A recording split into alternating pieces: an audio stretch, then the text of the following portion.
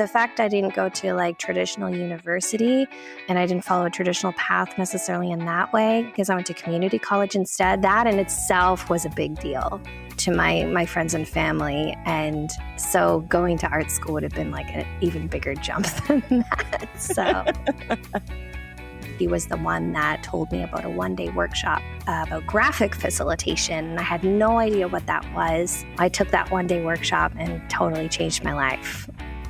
When people say, oh, I could never do that. And I'm like, well, I didn't know how to draw. But people don't believe me. And I'm like, no, I really didn't. Like, I really had to start. So you almost want to embrace the messiness and the ugliness of drawings when you're starting. And then that's a lot of vulnerability. Hi, I'm Claire, founder of Creativity Found, a community for creative learners and educators, connecting adults who want to find a creative outlet with the artists and crafters who can help them do so, with workshops, courses, online events and kits. For this podcast, I chat with people who have found or refound their creativity as adults. We'll explore their childhood experiences of the arts, discuss how they came to the artistic practices they now love, and consider the barriers they may have experienced between the two. We'll also explore what it is that people value and gain from their newfound artistic pursuits, and how their creative lives enrich their practical, necessary, everyday lives. This time, I'm speaking with Ashton Rodenhiser. Hi, Ashton. How are you?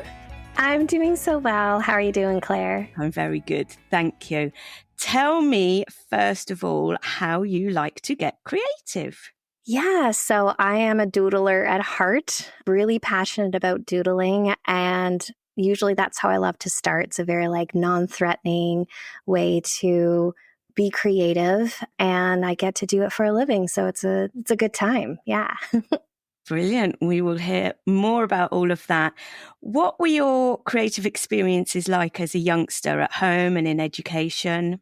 Yeah, so I consider myself a bit of a dabbler. So I've tried many things, sometimes for a day, a week, a month, a year, but I really love jumping around to a lot of different things and very self-taught. I was like cross-stitching when I was 10. I got really into knitting when I was a teenager and felting. And the only thing that I have like any sort of formal lessons or education on is music, different instruments and things. But I've always really loved just sort of exploring different mediums and seeing sort of what I like about it at the time and giving myself permission to move on from it if it was something that wasn't really, bringing me joy anymore, if I wanted to try something new or different.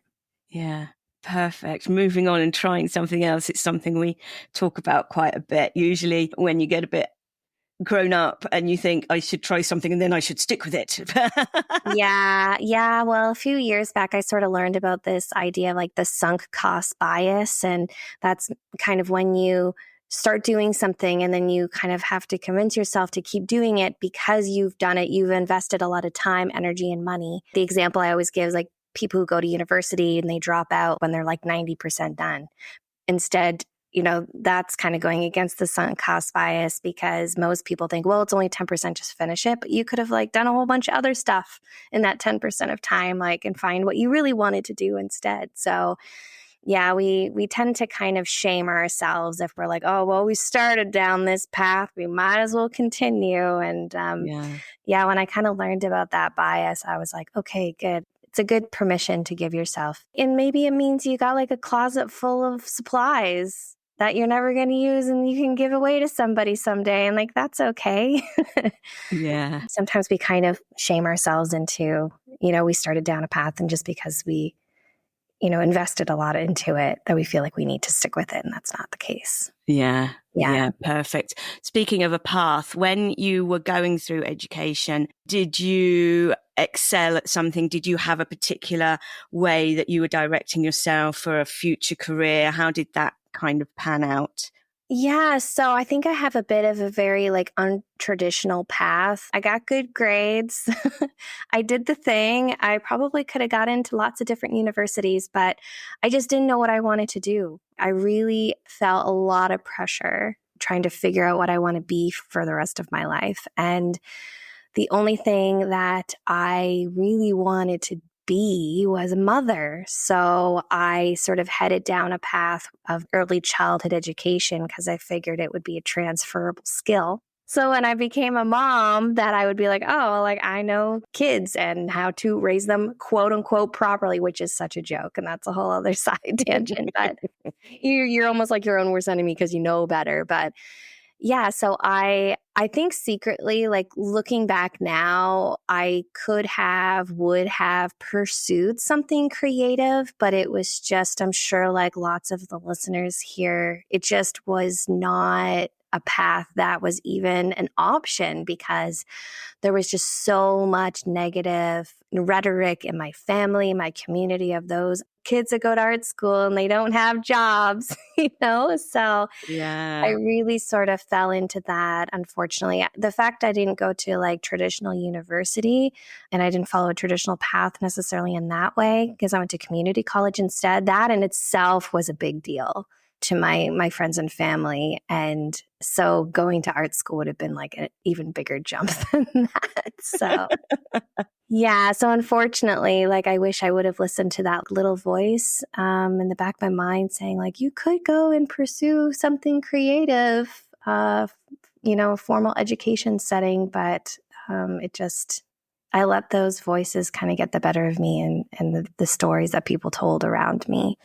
Yeah. Yeah, I completely understand. It happens a lot, and there's a lot going on at that time anyway to be making decisions for So like much you said. pressure. It is absolutely, and my Yeah. kids aren't quite that age yet. They're still pretty little. But, we put so much pressure. And I think, I don't know if this stat is true, but I heard at some point that people have on average like 7 careers in their lifetime. So asking children, what do you want to be when you grow up is kind of a joke. You should be like, what 7 things do you think you might want to do in exchange for money? Yeah. So I get a little like triggered when people ask my kids that question. They're fine. They don't need to Yeah. have this figured out. Yeah, and don't grow them up too soon as well. Yeah, yeah.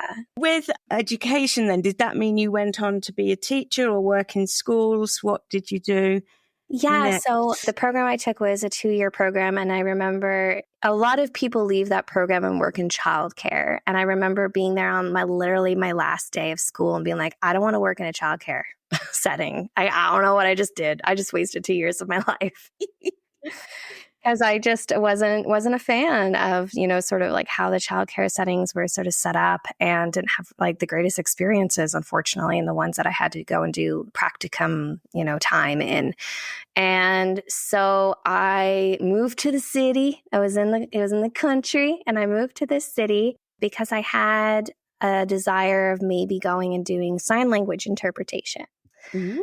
So I was like, well, I need a job. I have no money. I'm eating oatmeal every day. So I went and, started applying to different places. And I ended up getting a short-term position that ended up lasting 4 years at a nonprofit family resource center. So the way that they're set up, at least where here I am in Canada, it's programming for parents and children, like play groups and parenting programs and prenatal supports. And there was like a small food bank kind of attached to it. And the first 2 years I was there, I worked in child development. So like working with the kids mostly. And then my last 2 years I was there, I transitioned into family support worker. So I did more facilitation and working with parents. And that's where I was sort of like entered into really this beginning of facilitation and really loving how as a facilitator, you're not the expert necessarily. You're not like a teacher where you're like, here's a bunch of information I'm going to tell you that you will learn. As a facilitator, it's really about asking questions, pulling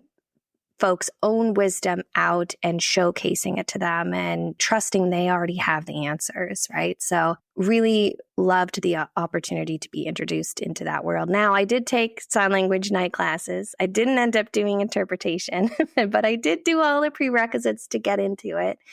But I decided that after I really started into the world of facilitation, that was something that I wanted to pursue more of. And the only reason why I left that job was because I wanted to move back to the country. 4 years in the city was enough for me. I wanted to move back to the country, and it didn't make sense for me to drive to the city every day. So I just started seeking out opportunities for facilitation and ended up doing a lot of volunteer work and meeting other facilitators in my very small community. It's not very many of us. So yeah.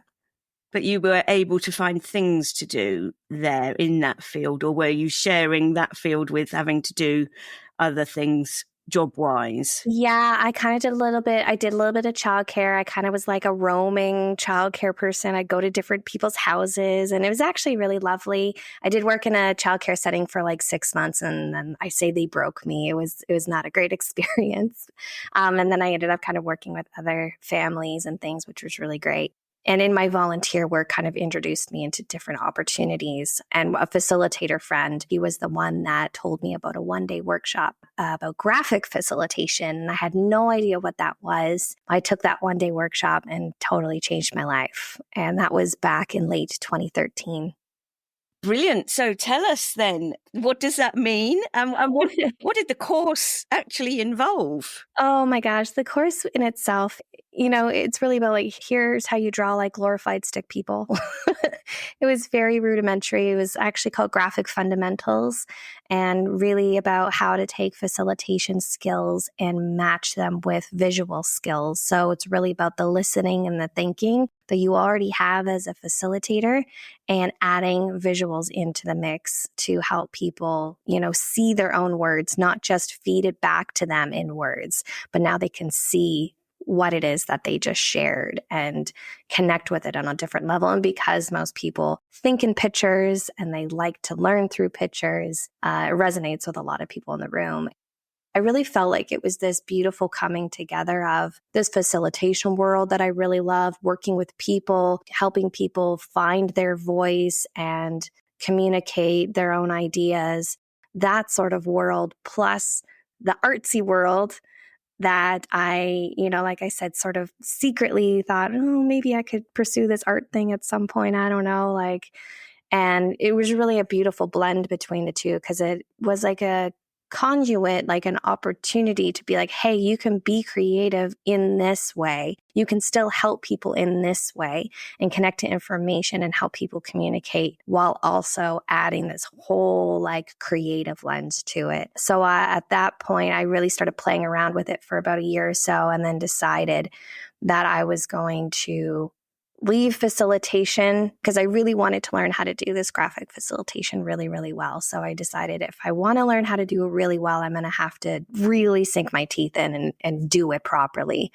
Yeah, that was over 10 years ago now, which is pretty wild to say. Yeah. In listening to your story, and we hadn't spoken about the sign language before, but it's the same thing. You're communicating words with pictures, and if you're doing the sign language, you'll be communicating words with, I'm moving my hands around now, of course. Yes. But, with movement of the body and the parallels of that. But also what I'm spotting is that you found by chance things that you loved. So going into the education, but then getting you to the facilitating and how much you love that. And then to the interpreting and the way it's all around the way that your brain works and the things you want to do. It has come to you. I'm not quite sure how many careers you're on there, but there's certainly there's a couple there.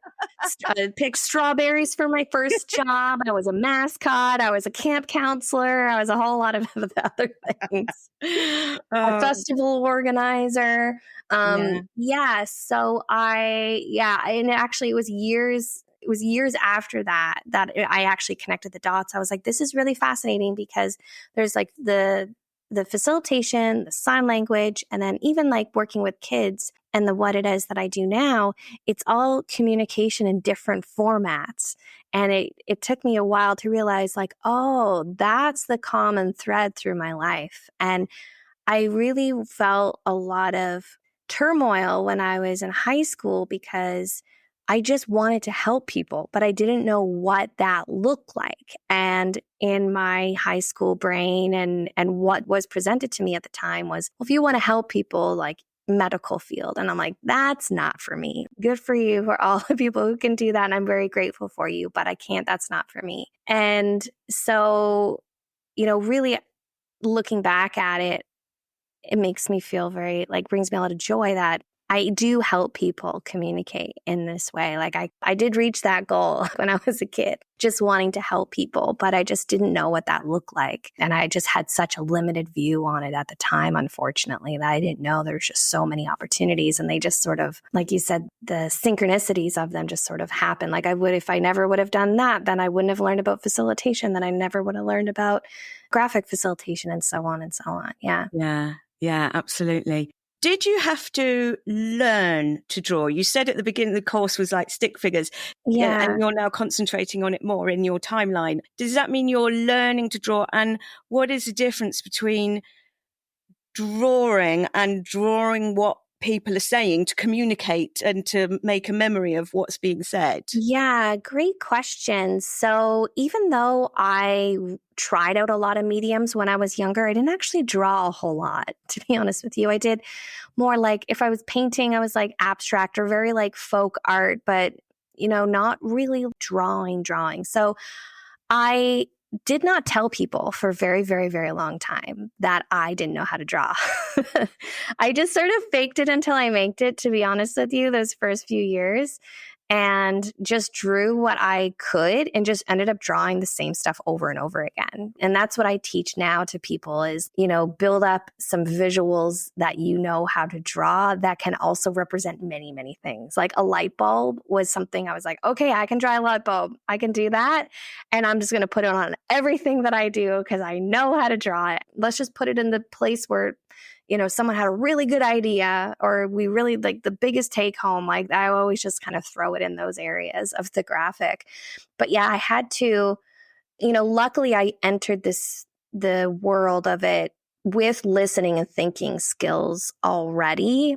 Of course, it's always developing, but I had a good sense of listening and being able to synthesize information to feed it back in words. So then when I moved into this field, I had to really beef up and learn kind of from scratch drawing skills. It is an interesting world of graphic facilitation or visual thinking. There's so many words for it, but people enter it in so many different ways. Some people who enter it more from an art perspective, they seem to be more challenged with the listening and thinking part, right? Whereas I had that part, so I had to really beef up the graphics. So even though I've been doing for 10 years, there's people that I know that have been doing it for way shorter time than me, and their work looks so beautiful because they really had those skills kind of coming into it.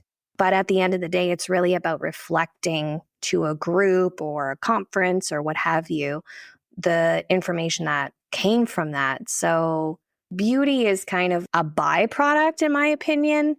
Sometimes conversations are messy, so the visual is messy. That's just the nature of how it goes. But it's fun because a lot of people have never seen it before and never experienced it. It's fun to kind of blow people's minds when you can do it like live in real time and see it unfold. Yeah. And what do you think the benefits are for the viewer then, graphic visual note taking over writing and reading words?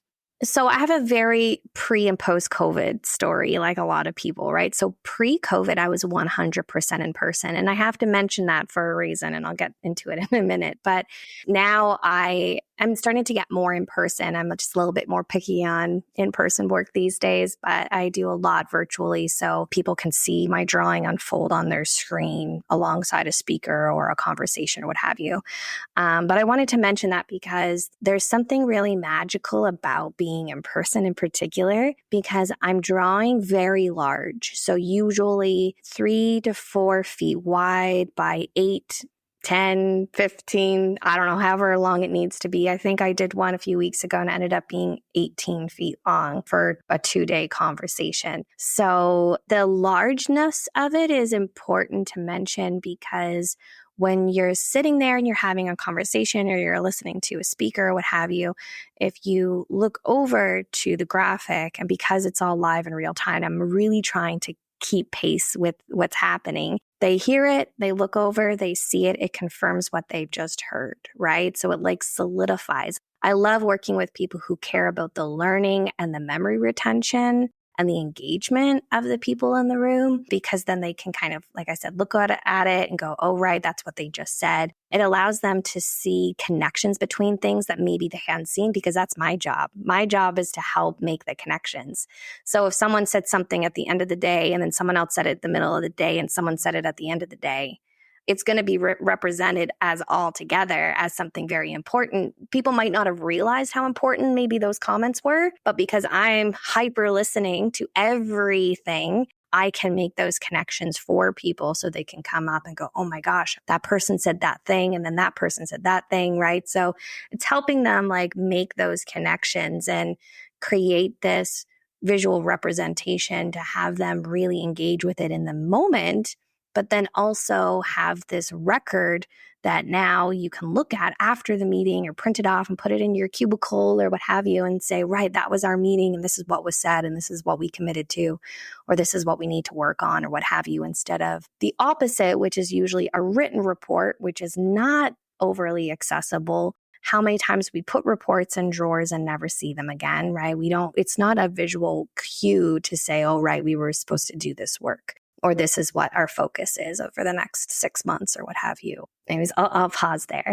Yeah, no, I can really see how the previous listening, understanding, facilitating, recommunicating skills are super, super important in this, in order that you're going to pick up the things and move them around and put them in a place that it all makes sense at the end, because you don't know what's happening at the beginning, what's going to happen at the end. And then you've got like this big picture that kind of explains everything. So I can really understand the importance of those skills rather than just drawing, for example. Yeah. So when you start to take this more seriously, and I'm not quite sure where the COVID bit comes in, but how did you then approach people, I don't know, to say, look, because I'm sure there are not very many people that know that this is being done. So how did you get out there into the working world? How did you get gigs, so to speak? Yeah, and great what question. was your confidence like around doing that as well? Yeah. Oh my gosh, how much time do we have? I could talk about just this question for like an hour. Okay, I'll try to synthesize it like a good little graphic facilitator would. I learned this was a thing in late 2013. I had a little kid, then I had another kid, and I went to a conference in summer of 2015. So I had been, doing it kind of here and there and just sort of playing around with it for about 2 years at that point. I went to this conference with people who do this work very specifically and gather from all around the world. And I went to that conference 7 months pregnant, and I was like, okay, I'm going to go and I'm going to make a decision at the end of this conference. I'm going to go, is this just something fun I'm going to do? It's like a side hustle. I don't even know if side hustle was even a conversation back then, but now it would be considered a side hustle. When my facilitator friends ask me, and I'll do it, cool. Or do I want to go all in on this thing? So I attended all the little businessy workshops that they had and tried to have conversations with people who had been doing it for a long time, and it was very intimidating. I was absolutely terrified the whole time. But obviously, the answer to that question at the end. So after I had my second and he was about a year old, I was like, okay, I'm going to do this. I'm going to try to create a proper business. Because up until that point, those first 3-ish years, I didn't really have a business. I kind of had I created a business name in 2014, but I wasn't telling anybody I was, open for gigs and things like that. So yeah, it was like late 2016, early 2017. I was like, okay, I'm going to do this. I'm going to not be secret business anymore. I'm going to go all in on this. And 2 things that I really did.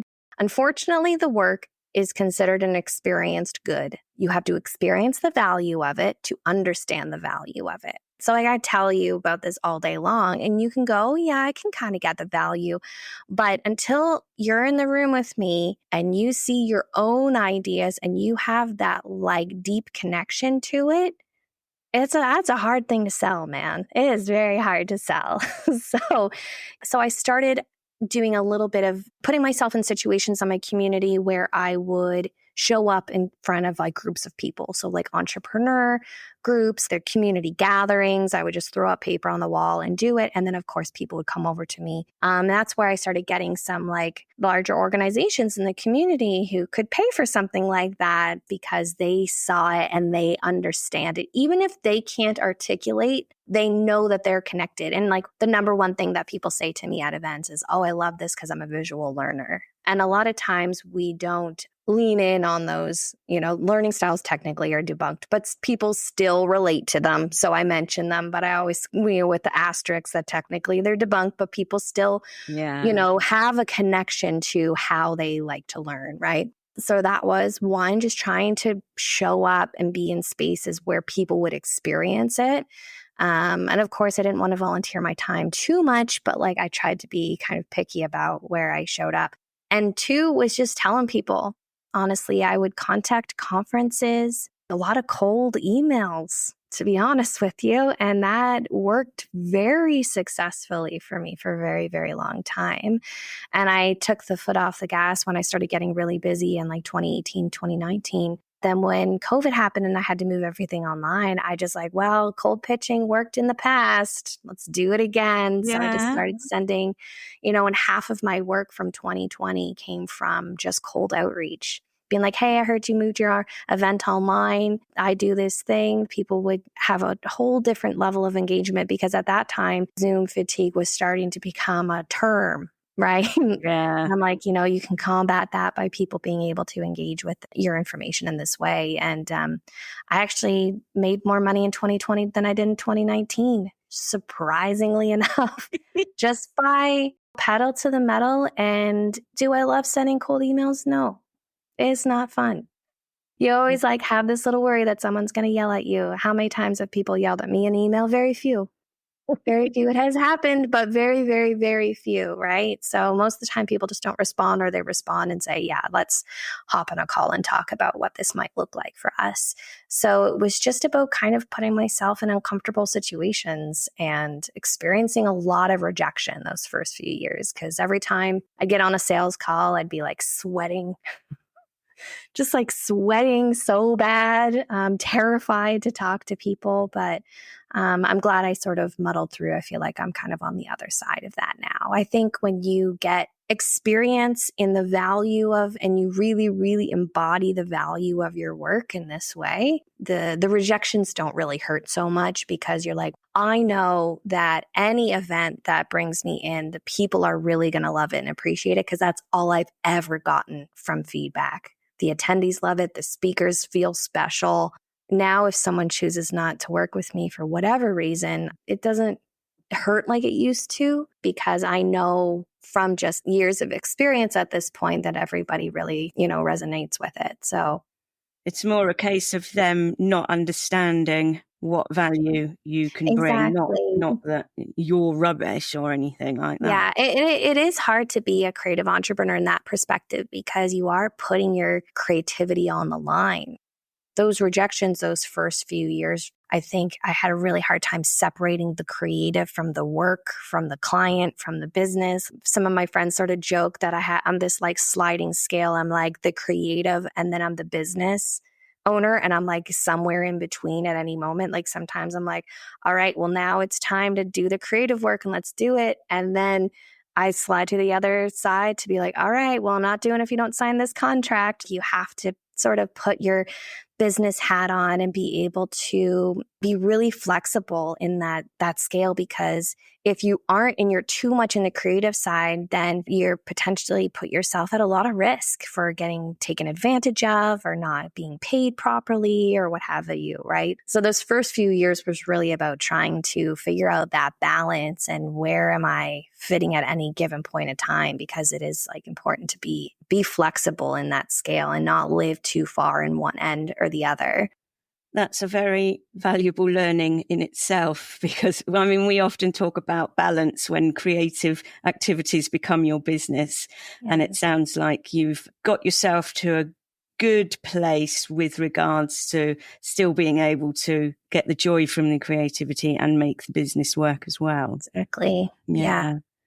Moving on, tell me about your book and your teaching.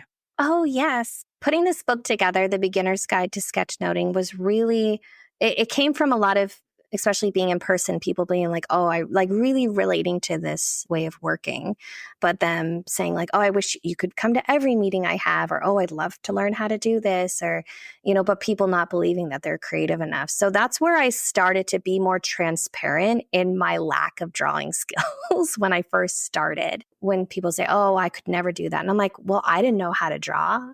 But people don't believe me. And I'm like, no, I really didn't. Like, I really had to start. So when people say, oh, I could never do that, I'm like, that's totally rubbish, because you absolutely can, because I had to start. I really felt like from ground zero, from drawing perspective, right? And that's what people see. So you can sneak in the listening and the thinking stuff, but people want to learn the drawing thing. So when I was putting the Beginner's Guide to Sketchnoting book together, now sketchnoting is a popularized term that came out about 11 years ago. A guy named Mike Rohde kind of coined it, but it's still with all in the same realm. It's just a term that is used. I actually really love visual note taking as a term as well. Visual note taking or sketchnoting is more so learning this skill for yourself. So you could take your own notes, and or maybe like you could incorporate it into your work if you wanted to. It's all very similar skill set. It's just a matter of how it's applied, right? So when I was putting the book together, I really felt like there was something missing in the marketplace. I really felt like there was a true beginner book missing. We see all these beautiful examples of people who've been doing it forever, but what does it look like to start as a true beginner? So like the first thing, other than letters, we talk about letters first. After letters, we just talk about lines and drawing lines. And why do you draw a line and how do you draw a line? I think most people can get behind, I can draw a line. Doesn't even have to be a straight line. You can draw a straight line, but it doesn't even have to be a straight line. It can be a wonky, wiggly, squiggly line, right?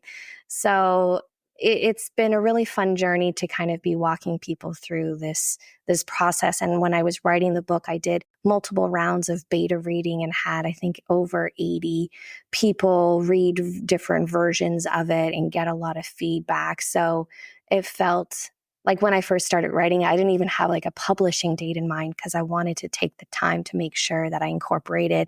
I ended up having over like 1,500 comments of feedback.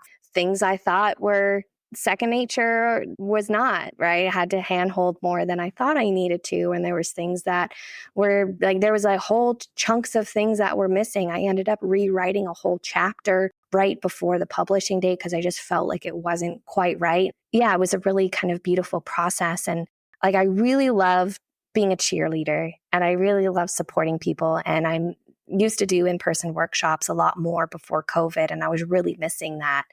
And going back to sort of my facilitation roots, I really wanted to kind of see what I could put together to support people. If you pick up the book and you're like, oh, I really want to learn how to do this well, that's when I launched Sketchnote School. It's like an online community where people can come and hang out and share their work and ask questions. And we do live workshops and doodle jams, and it's just a fun time. And people are in there from all different backgrounds, all different skill levels. The beginners are sort of what inspired me to start the community. But there's certainly some people in there that are just as advanced as myself, but they just want a place to be and support and connect with each other in like a safe and supportive virtual environment, which is really fun. It does sound fun. Yeah. Just going back to learning to draw, and you're I'll say the third, I'm not quite sure when this episode's going out, but certainly the third at the point of recording of guests that I've had who are very big on saying that you can learn to draw. One of them is Joanne Robinson and one is Bianca Girola, who both learn to draw and now teach other people to draw, and that they can learn to draw, and often starting with a line as well, as you say. I love that. Yeah, that's amazing. Yeah, well, obviously there's something to it. Yeah. There's something to it. Yeah, exactly. It's like taking away the hesitancy. So when you're starting with a line, or I'm sure the beautiful ways that these other two people teach it in their way, it's taking away the hesitancy and drawing in a non-threatening environment so that if you do want to do it live, you don't always, like I have lots of people in the community that will not do it live, but they'll listen to something, take regular notes, and then create a sketch note from it as part of their own personal learning or their study notes or what have you. But the trick is to build up your visual vocabulary of things that you already know how to draw, right? So we like start with like little star, little box people, and then you can like build from there if you want, but you already know how to draw the little star person. When someone says, especially like a complex word like vision or community, you're like, ding, ding, ding. I already know how to draw that. And you just do it without even like worrying too much about it. You don't put a whole bunch of pressure on it. So if you can start with icons and things that are easy to draw, that have multiple meanings, that's where I love to sort of kind of focus in when people are getting started. Yeah, that's such a good idea. I used to do improv classes. Well, I used to do drama classes, and we had some really good improvers in. And one of the people said, like, how do you come up with the ideas?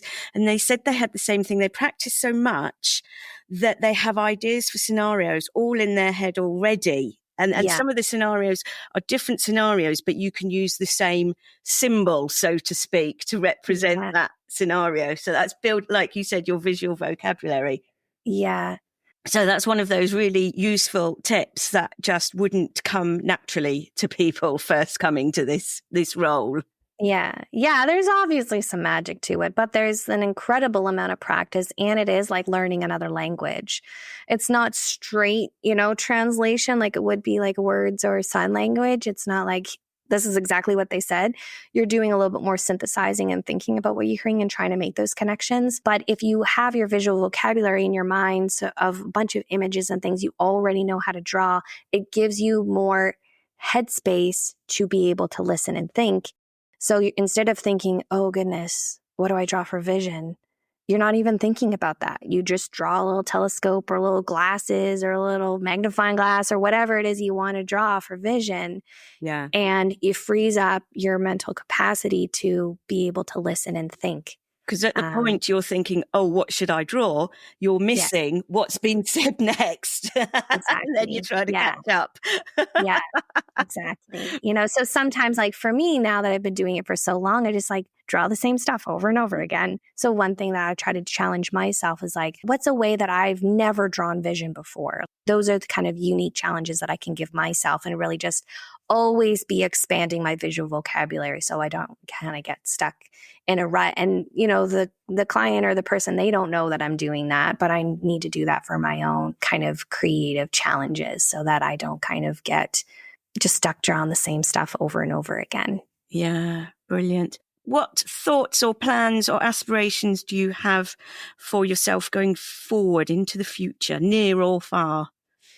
Yeah, well, I'm really doubling down on Sketchnote School. It's really been my primary focus for this year. And I really want to invest a lot of time, energy, and space into supporting people in this way. Just kind of learning how to even create and sustain an online community in itself is like a whole learning. But one thing that I have been really kind of working behind the scenes on is sort of a branch of Sketchnote School that specifically supports educators and teachers, upper elementary and high school, because I feel like this way of taking notes could be wildly beneficial to students in school. And we've done our students a grave disservice by not teaching them multiple ways to capture information. And I've noticed this in my own children. So my oldest, she's in grade 5, she's 11, and she's just starting to learn note taking now. But in the last year or two, you use drawings a lot to support your writing because you don't know how to write yet. But then there's this hard transition, at least for me, what I've experienced with my kids so far, that no, get rid of the drawings. You're only going to write now. So if we can, around that age where they're starting to learn note taking and before they totally take out drawing, because then when you start to take out drawing and you're learning, then that's when students start to go, well, I can't draw. And I'm like, but you could though. You just weren't given the opportunities anymore to do it in a way that will support your learning or your writing or what have you, right? So if we can say, you could take notes in just words And that's fine if that supports the way that you want to do it. But you could also do it with words and pictures, because the thing with sketchnoting and this type of work, the words are still very important, right? It's not common that you're going to have a whole drawing that's just drawings and no words. Like, the information and the content is still wildly important. And you can create a beautiful sketch note without even drawings, but just using like boxes and lines and things like that and color to kind of bring it to life without even like icons or anything, right? So anyways, backing up 5 steps, that is something that I'm sort of have a vision for moving forward, is like, how can we infiltrate a little bit of and get some teacher advocates on board to get them comfortable? Because what I'm experiencing with some teachers I'm working with currently to kind of build up some case studies is the teachers have to get comfortable with bad drawing. I have a teacher friend and luckily she's like, she gets it. She's like, I'm just going to draw a bad drawing. And then the kids will go, oh, well, she drew a quote unquote bad drawing, so I can draw badly too. Even just getting teachers comfortable with drawing, because you don't want them to almost get too good at it before they start teaching it to their students, because then their drawings are going to be really beautiful. And then the students are going to go, well, I can't do it because my drawings aren't as nice. So you almost want to embrace the messiness and the ugliness of drawings when you're starting. And that's a lot of vulnerability to get teachers to do that.